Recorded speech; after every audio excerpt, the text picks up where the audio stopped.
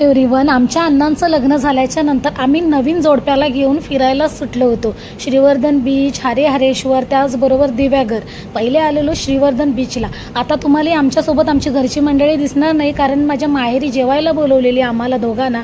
तिथून जेवण करून आम्ही डायरेक्ट बीचवरती आलेलो आणि आमची घरची माणसं पाटणा येणार होती. फोन करते तो निघालो करत होते 1 तासापासून, अद्याप आली नव्हती. तोपर्यंत दर्शने मी सगळी एक्सरसाइजच्या वस्तू होत्या त्यांना यूज करत होतो. थकलो आणि शेवटी आलो पाण्यात, कारण दर्शला आंघोळ करायची होती. पाऊस पडल्या कारणाने पाणी सगळं गडूळ, म्हणजे नुसती वाळू येत होती. त्याच्यामुळे हा पाणी तुम्हाला काळा दिसतंय. आणि भरपूर लोक आली होती बीचवरती फिरण्यासाठी. आणि आम्ही पण, श्रीवर्धन आमच्या जवळच आहे 7 किलोमीटर.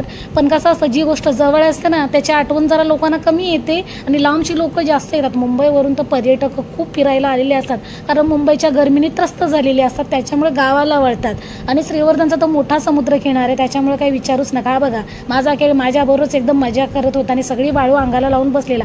आमची मंडळी आली नाही. दर्शुनी सगळ्यांवरती वाळू फेकायला सुरुवात केली नाही. बारक्या छोट्या अन्नीला तर काही सोडलीच नाही. नवीन नवरा बायकोला त्यांच्यावरती ते वाळू फेकत होता. एवढी मजा केली की काही त्याला काही शब्दच नाही उरलेले. आणि हे आमचे गावचे व्हिडिओ मी म्हटलं ना एडिट करायचे राहिले, तर तुम्ही चॅनलला नक्की